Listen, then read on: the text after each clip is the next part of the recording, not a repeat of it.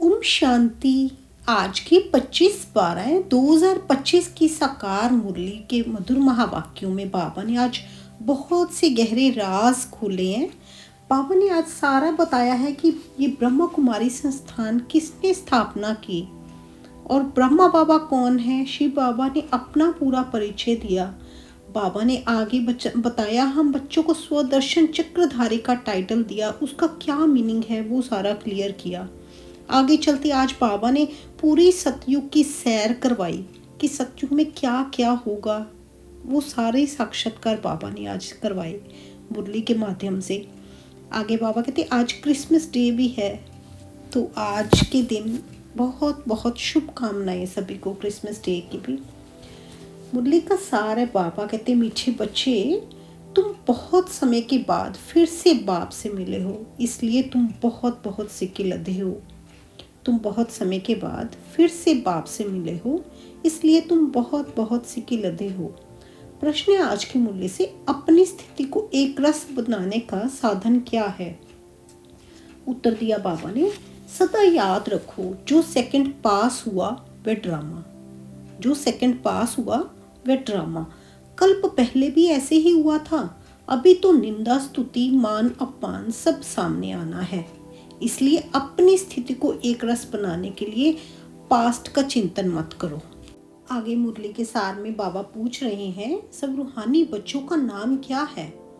आत्मा, जीव का नाम पड़ता है। जीव माना शरीर, शरीर का नाम पड़ता है, आत्मा का नाम तो वही रहता है। जैसे बाबा कहते हैं ना, जैसे सारा सृष्टि का चक्र तुम बच्चों की बुद्धि में है, तुम बच्चे ही स्वदर्शन चक्रधारी हो। स्वदर्शन चक्रधारी माना 84 जन्म कौन और कैसे लेते हैं वह सब बाबा ने हमें समझाया है।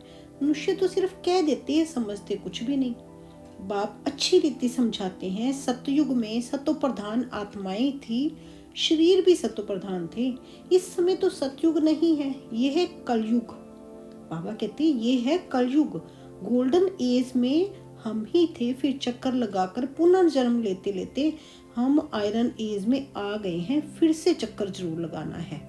अभी जाना है अपने घर। बाबा कहते अभी कहाँ जाना है, अपने घर शांति धाम में जाना है, फिर आगे सतयुग में आना है। तुम सिक्के लदे बच्चे हो ना। बाबा कहते तुम सिक्के लदे बच्चे हो ना। सिक्के लदे किनको कहा जाता है। बाबा कहते जो गुम हो जाते हैं, फिर बहुत समय के बाद मिलते हैं।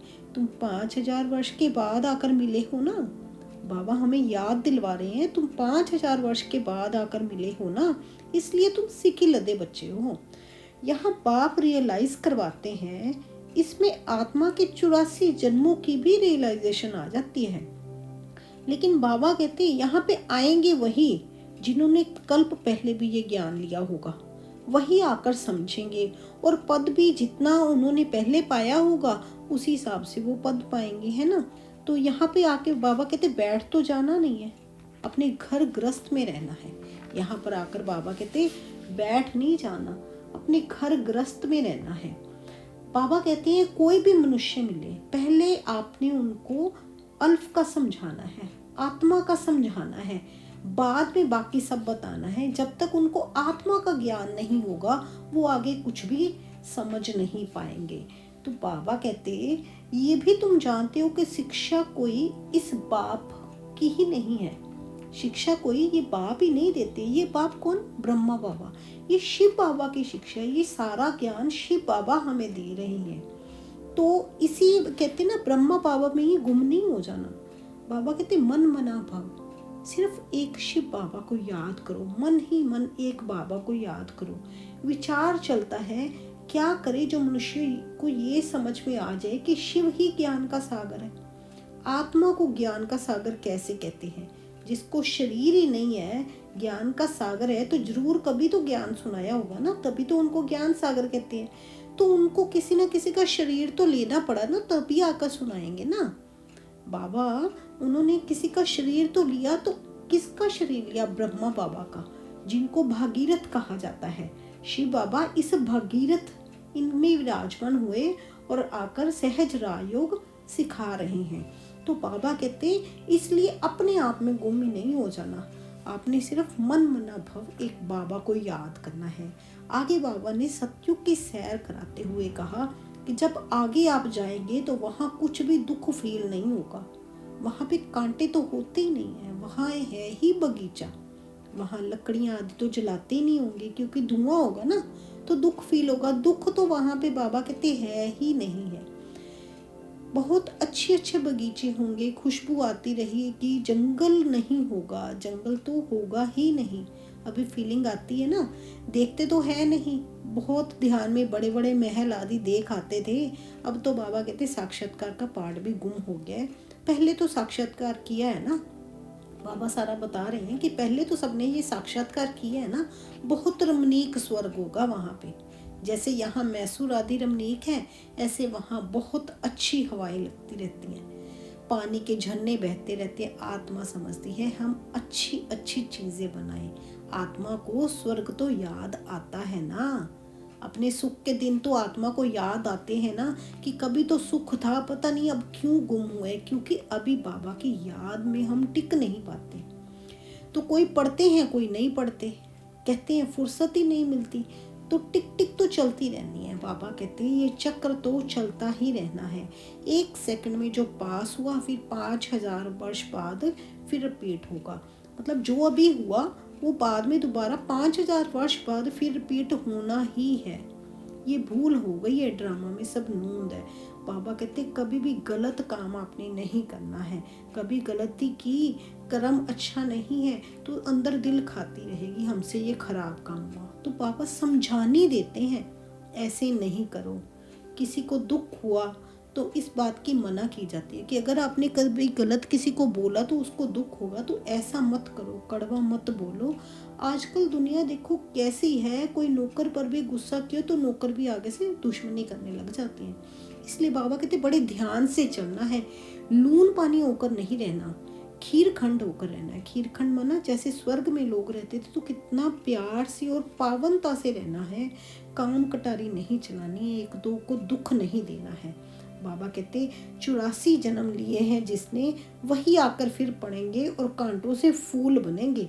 ये एक ही बाबा की यूनिवर्सिटी है जिनकी ब्रांचेस निकलती हैं। बाबा खुद बता रहे हैं ये एक ही यूनिवर्सिटी है, कहते हैं ना ये एक ही हट्टी है।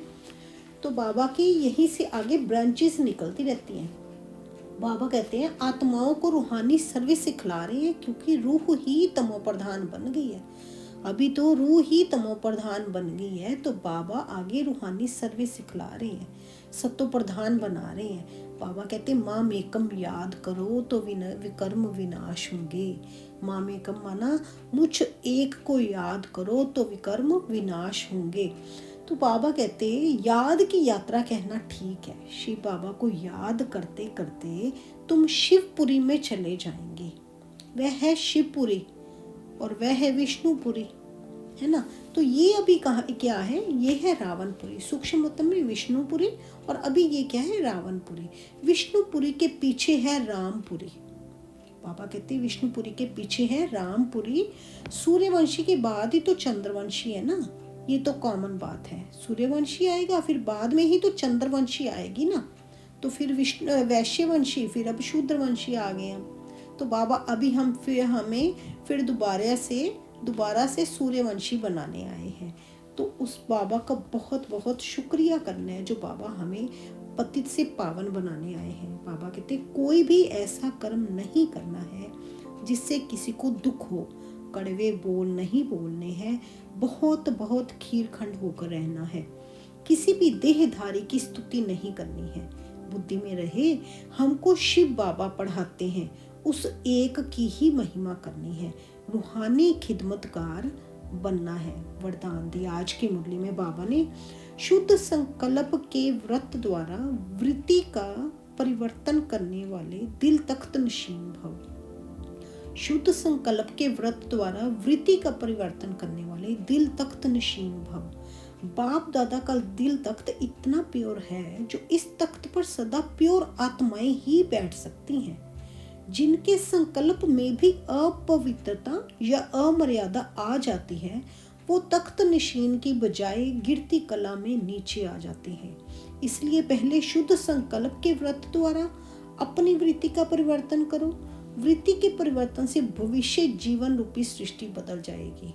जैसे कहते हैं ना, वृत्ति परिवर्तन हुई तो आपकी दृष्टि परिवर्तन हो जाएगी, दृष्टि परिवर्तन हुई तो सृष्टि तो परिवर्तन हो ही जाएगी। शुद्ध संकल्प व दृढ़ संकल्प के व्रत का प्रत्यक्ष फल है ही सदा काल के लिए बाप दादा का दिल तख्त। स्लोगन है आज के मुरली से, जहाँ सर्व शक्तियाँ साथ हैं वहाँ निर्विघ्न सफलता है ही। जहाँ सर्व शक्तियाँ माना शिव बाबा साथ है तो वहाँ पे निर्विघ्न सफलता तो है ही, तो सफलता तो हुई पड़ी है। अव्यक्त इशारे आज के मुरली से, अब संपन्न व कर्मातीत बनने की धुन लगाओ। अंत्यवाहक स्थिति अर्थात कर्म बंधन मुक्त कर्मातीत स्थिति का वाहन अर्थात अंतिम वाहन, जिस द्वारा ही सेकंड में साथ में उड़ेंगे।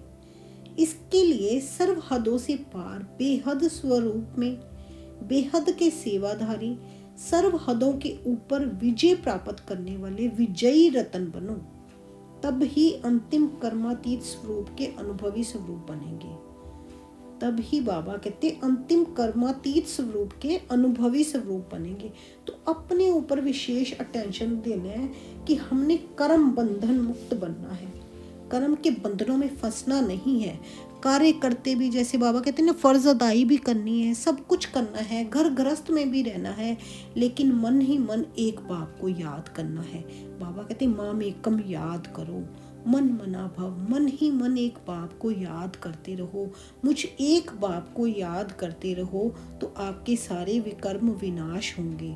तो बाबा कहते कभी भी गलती करके फिर ये नहीं उस गलती को रिपीट करना है, उस गलती से सीख कर आगे से वो गलती को रिपीट नहीं करना है। तो अपने ऊपर विशेष अटेंशन देना है कि हम कहाँ तक पावन बने हैं। बाबा तो बनाने आए हैं, लेकिन हम कहाँ तक उनकी श्रीमत को पालन कर रहे हैं। अच्छा जी, शुक्रिया मेरे बाबा। ओम शांति।